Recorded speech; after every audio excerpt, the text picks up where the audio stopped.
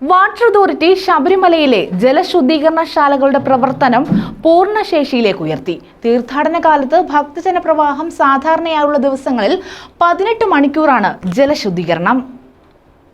മകരവിളക്ക് മഹോത്സവ കാലത്തെ ഭക്തജന തിരക്കിന്റെ ഭാഗമായാണ് 13 ദശലക്ഷം ലിറ്ററിന്റെ ജലശുദ്ധീകരണ ശേഷി പൂർണ്ണമായി വിനിയോഗിക്കാൻ 24 മണിക്കൂർ ഉൽപാദനം ആരംഭിച്ചതെന്ന് water authority Pampa assistant engineer MS Pradeep Kumar അറിയിച്ചു.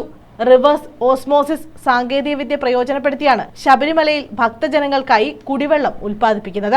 അൾട്രാവയലറ്റ് രശ്മികൾ ഉപയോഗിച്ച് ജലം അണുവിമുക്തമാക്കി വാട്ടർ കിയോസ്കുകളിലൂടെ ഭക്തർക്ക് വിതരണം ചെയ്യും. 35,000 ലിറ്റർ ശുദ്ധജലമാണ് ഇത്തരത്തിൽ പമ്പ മുതൽ സന്നിധാനം വരെ വിതരണം ചെയ്യുന്നത്. ഇതിനായി 5,000 ലിറ്റർ ശേഷിയുള്ള 13 RO പ്ലാന്റുകളാണുള്ളത്. കൂടാതെ നിലയ്ക്കലിൽ 1000 ലിറ്റർ കപ്പാസിറ്റി ഉള്ള 26 പ്ലാന്റുകൾ പ്രവർത്തിക്കുന്നുണ്ട്.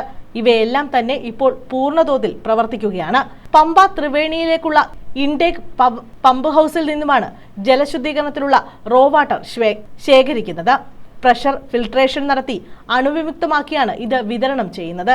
സന്നിധാനത്ത് 8 ദശലക്ഷം ലിറ്ററിന്റെയും പമ്പയിൽ 5 ദശലക്ഷം ലിറ്ററിന്റെയും വിതരണശേഷിയാണ് വാട്ടർ അതോറിറ്റിക്കുള്ളത്. 2024 NABL സർട്ടിഫിക്കറ്റ് ലഭിച്ച പമ്പയിലെ ടെസ്റ്റിംഗ് ലബോറട്ടറിയിൽ അസംസ്കൃത ജലവും ശുദ്ധജലവും പരിശോധനയ്ക്ക് വിധേയമാക്കുന്നുണ്ട്. ശുദ്ധീകരിച്ച ജലം നീലിമല ബോട്ടം 2 ലക്ഷം ലിറ്റർ, നീലിമല ടോപ്പ് 2 ലക്ഷം ലിറ്റർ, അപ്പാച്ചിമേട് 2 ലക്ഷം ലിറ്റർ, ശരംകുത്തി 6 ലക്ഷം ലിറ്റർ സാമ്പിളുകൾ ശേഖരിച്ചാണ് വിതരണം ചെയ്തത്. മകരവിളക്ക് സമയത്ത് ഈ ജലസംഭരണികൾ പൂർണ്ണമായും നിലനിർത്തും. മകരവിളക്ക് മഹോത്സവത്തിന്റെ ഭാഗമായി നിലയ്ക്കലിലേക്കുള്ള ടാങ്കർ മുഖേനയുള്ള ജലവിതരണം പ്രതിദിനം 1600 കിലോ ലിറ്ററിൽ നിന്നും 2000 കിലോ ലിറ്ററായി ഉയർത്തിയിട്ടുണ്ട്.